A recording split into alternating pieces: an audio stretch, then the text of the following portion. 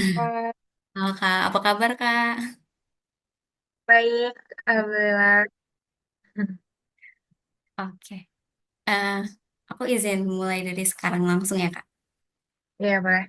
Oke, sama aku izin record Kak Salma. Izin memperkenalkan diri kembali Kak, salam kenal. Saya Putri Ardiani, adik tingkat Kakak dari program studi analisis kimia Angkatan 59. Nah, Putri mau mengucapkan terima kasih kepada Kak Salma telah berkenan dan meluangkan waktu Kakak untuk membantu Putri dalam penugasan pengganti UTS mata kuliah Kapita Selekta. Eh, Ya, Baik Kak, untuk sesi pertanyaannya kita mulai atau ada yang mau didiskusikan dulu nih Kak? boleh, langsung mulai aja. Oke, kita mulai ya Kak. Di sini Putri telah nyiapin beberapa pertanyaan untuk Kak Salma terkait perjalanan Kakak dalam meniti karir, seleksi masuk di dunia industri, sampai gimana cara Kakak untuk dapat konsisten upgrade diri setelah jadi fresh graduate di Ankiem. Nah, boleh nih Kak perkenalan dulu, lalu kesibukan apa sih yang Kak Salma sedang jalani saat ini? Oke. Siang sebelumnya Putri, makasih juga udah ngundang aku sebagai narasumber untuk tugas PTS-nya. Ya Kak.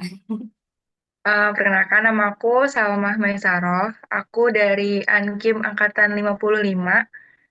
Kita jauh juga ya bedanya, gapnya 4 tahun. Uh, Saat ini kesibukannya sebagai Research Assistant di PT Dexa Medica. Wah, keren banget nih Kak. Nah, keren banget Kakak. Dari perjalanan Kakak sebelum nyampe di Deksa dan sebelumnya lulus di Ankim, itu boleh diceritain nih Kak, gimana sih pengalaman Kakak dalam meniti karir setelah lulus dari Ankim? Oke, aku kan berarti lulus tahun 2021 ya. Nah, waktu itu mulai karir itu sidang itu di bulan Agustus tanggal 18 kalau nggak salah. Terus nggak lama dari itu tanggal 31 Agustusnya udah mulai kerja di industri tekstil. Nah, dari situ sebenarnya awal-awal masuk ke industri tekstil itu, aku nggak di bidang kimianya, tapi di purchasing. Jadi waktu itu kayak yang penting aku masuk dulu deh kerja di bidang apa aja, kayak gitu kan. Karena masih fresh graduate juga, belum punya pengalaman apa-apa, cuman magang doang sama PKL waktu itu. Nah, terus di purchasing, itu cuman 2 bulan. Setelah itu aku ditawarin di situ mau pindah nggak ke departemen R&D karena background aku selaras tuh sama itu kan. Nah, ya udah aku mau pindah ke departemen R&D di tekstil itu. Terus di sana lebih banyak organoleptiknya kalau di tekstil tuh analisanya. Terus aku kayak kurang puas sama diri aku sendiri ya kayak gini doang nih organoleptik aja kayaknya bisa deh lebih lagi gitu. Nah, terus aku coba lagi cari-cari industri yang lain. Terus alhamdulillah sekarang keterima di Dexa di tahun 2022. Sekarang udah hampir 3 tahun di industri farmasi ini. Gitu sih. Wah, keren banget nih Kak Salma. Habis sidang bisa langsung kerja gitu. Dan dari tahun 2022 ya tadi Kak di Deksa. Iya, Berarti sekarang udah mau 3 tahun nih ya Kak. Nah, terkait hal itu, sebelum Kakak dapat kerja gitu, dan sekarang bekerja di Deksa, tempat Kak Salma sekarang, pastinya Kakak mengalami yang namanya proses seleksi nih Kak. Nah, tahapan seleksi apa aja sih Kak yang Kakak lakukan pada saat itu, dan apakah ada tahapan yang menurut Kakak perlu persiapan lebih? oke. Eh, jadi pas aku lulus sidang itu, aku sebelum sidang tuh aku bener-bener fokus buat sidang doang. Nah, setelah lulus sidang baru nih mulai kayak fokus buat nyari-nyari kerja kan. Karena emang aku nggak ada pikiran buat lanjut kuliah lagi, mau kerja dulu waktu itu. Jadi bener-bener fokus ke situ. Nah, terus waktu itu cara aku apply aplikasinya itu via online semua. Jadi via Jobstreet, LinkedIn, sama email-email perusahaan gitu. Nah, terus di PT yang pertama aku kerja aku itu lewat Jobstreet eh, masuknya. Terus yang kedua di Dexa ini itu lewat LinkedIn. Jadi di LinkedIn ada loker, terus ada website Dexanya sendiri. Nah, aku apply-nya dari situ kan. Terus proses seleksinya sendiri sebenarnya sama di dua perusahaan yang aku pernah apply. Itu yang pertama interview HRD dulu. Nah, nanti kalau misalnya dari interview HRD udah oke, lanjut ke psikotes, kayak tes tulisnya. Nah, psikotesnya itu kalau yang dari PT yang pertama, itu biasa aja, kayak nggak yang gimana-gimana sih. Tapi kalau yang sebelumnya juga aku kan banyak lamar kerja juga ya, cuman ikut seleksinya juga lumayan banyak, bukan cuma dua PT ini doang. Pernah juga ikut Paragon, terus pernah juga ikut BUMN. Itu sama sih, mirip kayak yang di Dexa ini tesnya, psikotesnya. Terus kalau yang di Dexa itu kan ada hasil reportnya gitu ya. Nah, dari yang aku baca, ternyata tesnya itu tuh ada tes LAI, terus ada tes TIKI, tes WPA, sama tes WBA. Mungkin kamu itu bisa nanti tuh searching-searching tes bentuk-bentuk tes kayak gitu tuh kayak gimana, biar nanti ada gambarannya. eh itu tesnya lebih ke kayak ya psikotes pada umumnya sih, kayak perhitungan, terus kayak kayak ada pertanyaan suatu kondisi, nanti kamu milih kondisi yang mana, terus suruh kayak milih menggambarkan diri kamu yang mana, kayak gitu, yang gitu-gitulah.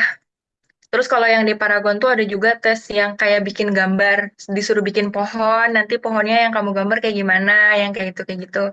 Pasti kamu ada juga kan mata kuliah yang mempelajari itu. Sih dulu etika profesi kalau nggak salah. Ada Iya, nggak sekarang di kamu? ada Kak, etika profesi kebetulan kemarin di semester 5. Iya, kayak gitu. Nah, terus setelah tes psikotes itu, nanti kalau misalnya cocok, waktu itu aku pas di Deksa tuh agak lama tuh nggak ada kabar. Nah, terus aku follow up ke HRD-nya, gimana nih aku lanjut atau enggak. Nah, terus kitanya juga harus aktif gitu loh. Kan dihubunginya waktu itu lewat WhatsApp ya. Jadi bisa langsung menghubungi juga, kayak nanya keberlanjutan dari kita tuh kayak gimana.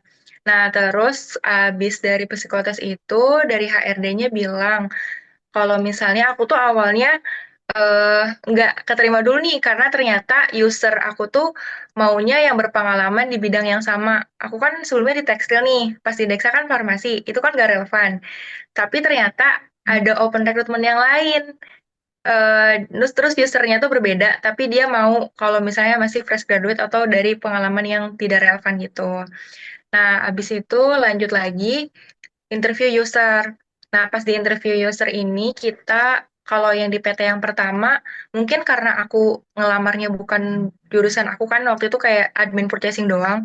Jadi nggak yang terlalu gimana-gimana, cuma di tes Excel aja sama kayak ditanya background pendidikan kayak pada umumnya aja sih, nggak yang terlalu dalam. Tapi kalau misalnya yang pasti Deksa, itu kita ditanya tentang pemahaman kita pas kuliah sih, analitik sih, lebih ke analitik. Pas aku tuh waktu itu ditanya tentang prinsip titrasi, kayak misalnya kalau misalnya kita mau titrasi nih, kan buret tuh ada macam-macam, ada yang 50 mili, ada yang 25 mili. Kita pakai buret yang mana? Terus kalau kapan kita pakai buret yang 50 mili, kapan kita pakai buret yang 25 mili. Kayak gitu lebih ke teknis-teknis analisa kayak gitu. Terus sama prinsip-prinsip alat sih. Kan kalau misalnya eh, apa loker tuh suka dicantumin kan kompetensi yang harus kita punya tuh apa aja. Misal biasanya suka dicantumin kayak punya kemampuan analisa spektrofotometer atau HPLC, GC, kayak gitu kan. Nah, itu pasti ditanya sih pas interview user itu biar mereka tahu pengetahuan kita tuh sejauh mana. Jadinya ya itu sih yang harus dipersiapkan. Mungkin kita pas apply suatu pekerjaan tuh kita pelajari dulu nih PT-nya yang pertama, perusahaan apa yang kita apply atau ada panggilannya. Itu perusahaan yang bergerak di bidang apa. Terus setelah itu kita lihat juga deskripsi pekerjaannya tuh apa aja, kita pelajarin tuh satu-satu. Ini tuh kira-kira ngapain ya? Kalau misalnya ada yang nggak ngerti, ya kita pelajarin dulu aja. Terus sama yang tadi prinsip-prinsip kerja, alat-alat yang emang diminta kita ngerti di situ, kayak gitu. Jadi pas kita interview tuh kita lancar gitu jawabnya, nggak ngeblank. Itu sih menurutku. Wah, oke nih Kak. Berarti ternyata platform kayak Jobstreet, LinkedIn gitu itu berguna banget ya Kak. Dan ternyata tuh tahapan proses di perusahaan itu hampir sama gitu. Itu ada interview, psikotes juga, ada ya semacam teknik analisis kita lah gitu. Nah, berangkat dari tahapan-tahapan seleksi itu tuh Kak. Itu tuh ada nggak sih Kak tips and trick untuk menghadapi proses seleksi tersebut buat kita sebagai persiapan gitu Kak, buat kita mahasiswa Ankim nantinya? Ya paling yang kayak tadi aku bilang ya, kan tadi kan aku udah ngurain tes psikotesnya tuh ada apa aja. Mungkin itu bisa tuh coba dicari-cari sekarang bentuk tesnya tuh kayak gimana. Jadi pas kita ngerjain tuh ada gambaran, kita nggak yang ngeblank banget dan kayak ya latihan aja terus. Jadi pas kita ngerjain tuh kayak ya udah biasa aja gitu, relax kitanya dan itu sesuai sama diri kita sendiri karena kan ada tes kepribadiannya juga di situ kan. Jadi sesuai gitu. Nah, terus sama yang tadi mungkin ya, yang kata aku harus mempelajari eh, apa job description si loker itu tuh apa aja. Jadi kamu juga tentang perusahaannya, terus tentang eh, kompetensi yang diminta di si pekerjaan itu tuh apa aja kayak gitu. Wah, oke Kak. Ini bakal Putri terapin sih buat nantinya karena memang latihan itu penting banget. Eh, oke Kak. Berangkat ke soal berikutnya, pertanyaan berikutnya. Ini pertanyaan terakhir sih Kak tentang sedikit studi kasus gitu. Nah, banyak orang yang bilang setelah kerja dan dapat income atau gaji itu kita suka lupa nih buat mengupgrade diri gitu. Kakak setuju gak sih Kak sama opini tersebut? Lalu gimana cara Kakak tetap menjaga semangat belajar sambil tetap memenuhi tuntutan pekerjaan Kak Salma? Oke, menurut aku sendiri ya, pas aku keluar dari kampus ini, lulus nih, terus kerja, justru menurutku malah lebih banyak hal yang harus kita pelajarin. Karena, wah, ternyata banyak banget yang belum aku tahu, kayak gitu. Jadi, itu menurutku nggak sesuai sih sama katanya kalau misalnya udah kerja, terus kita kayak malas belajar gitu kan. Iya. Kayak udah dapat gaji, kayak gitu. Ternyata enggak sih. Pas kita, pas aku pertama kerja aja kan itu bidang yang berbeda. Nah, itu kita belajar lagi kan. Oh, ternyata bidang ini tuh kayak gini, ternyata bidang itu kayak gini. Nah, itu butuh ya kita harus belajar, harus proaktif juga biar kita bisa ngerjain kerjaannya enak kayak gitu kan. Terus pas dipindah ke departemen yang lain, di R&D yang lain, aku belajar lagi ternyata oh PT Tekstil tuh kayak gini ya organoleptiknya, ternyata harus nyari nyari tekstur kain, nyari campuran-campuran warna di kain kayak gitu, yang kayak gitu. Terus ya itu belajar lagi. Kita benar-benar belajar lagi. Nah, terus kalau aku sendiri itu tuh emang pas di awal masuk kerja kita banyak belajarnya. Nanti kan lama-lama kadang emang ada pekerjaan yang pas kita udah ngerti ritmenya bosen gitu ya. Maksudnya kayak ya udah gitu-gitu aja kita udah ngerti kan. Terus lama-lama menurutku kalau aku sendiri ngerasanya kalau yang gak berkembang kayak gitu ya ngebosenin. Akunya stuck di situ terus kayak ini bener nih sampai tua gini terus gitu kan kayak ya bosen maksudnya. Nah terus makanya aku pas di tekstil itu berusaha cari perusahaan yang lain kan yang lebih mendalam lagi ilmunya. Nah pas kan sebenarnya kimia itu bisa masuk tiga ya di industri kalau nggak salah QC, QE sama R&D ya kan analis kimia itu. Nah aku sendiri sebelum aku pindah kerja tuh aku nyari tahu dulu nih kira-kira industri apa yang aku tuh kayaknya mau gitu effort di sana berusaha keras di sana terus kayak eh, bidang apa sebenarnya itu tuh baru ketahuan pas aku nyemplung sih pas aku nyemplung ke dunia kerja ternyata QC itu kerjaannya apa ya istilahnya terus-terusan kayak gitu karena dia kan kayak analisa rutin sampel dicari kualitasnya kayak gitu kan terus kalau QE itu lebih ke dokumen pendokumenan kayak apa istilahnya ISO-ISOan yang gitu-gitu kayak memenuhi syarat-syarat kayak gitu. Nah kalau R&D baru kan dia kayak nyari-nyari yang baru. Nah terus aku kayak kayaknya aku cocoknya di R&D deh. Terus pas aku ya alhamdulillahnya dikasih kan sama Allah gitu di bidang R&D sekarang di Deksanya. Nah di Deksa ini aku ngerasa setiap hari aku belajar karena setiap hari sampelnya berbeda. Terus pas masuk ke sini tuh instrumennya banyak banget farmasi tuh. Semua kan kalau di kampus tuh HPLC kita kalau pas aku ya HPLC itu cuma satu kan, terus yang dioperasiin satu orang, terus kita kayak ngeliatin aja gitu kan, nggak langsung operasiin langsung kayak gitu. Nah, pas di tempat kerja sekarang ya bener-bener megang langsung alatnya. Terus kayak pas kita analisa juga kan nggak selalu lancar. Misalnya areanya tuh nggak on trend, atau peaknya tuh jelek bentuknya, atau rantainya pokoknya nggak sesuai atau gimana. Nah, itu kayak kita mikir lagi tuh, belajar lagi kayak ini kenapa ya kayak gini. Terus kalau misalnya alatnya tuh bermasalah, kita juga belajar troubleshootingnya gimana kalau alatnya misalnya overpressure atau bocor atau apa kayak gitu. Terus itu belajar terus sih. Justru aku ngerasa eh, seru aja, pas lebih seru hidup pas sudah kerja.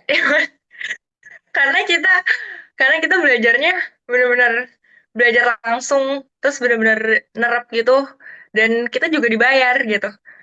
Gitu sih aku ngerasanya. Terus kalau misalnya ada juga sih momen dimana aku pas udah kerja ini, pulang kerja nih misalnya ke kosan, kayak kalau kos kuliah kan kita praktikum misalnya kuliah terus belajar, terus pas pulang ke kosan ada tugas, terus kita nugas gitu kan. Nah, kalau kerja tuh pas kita pulang ke kosan kadang ya udah nggak ada apa-apa. Nah, itu aku ada sih ngerasa kayak ngapain ya gitu, ngapain ya untuk mengisi waktu luang ini.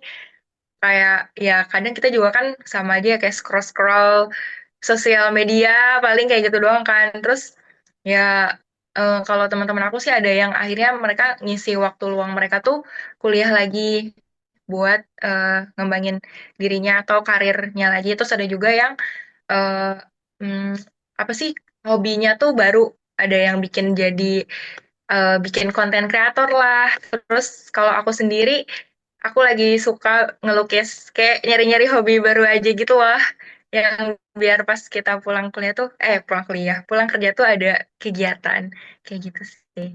Wah, mantep banget nih Kak Salma. Ternyata emang opini itu tuh nggak selalu bener ya. Padahal kalau udah bekerja tuh lebih banyak pelajaran yang bisa kita pelajari gitu. Iya, Wah, iya betul. nggak kerasa banget nih Kak Salma. Tadi itu merupakan pertanyaan terakhir. Di sini Putri mendapat banyak banget insight berharga dari pengalaman yang Kak Salma berikan gitu.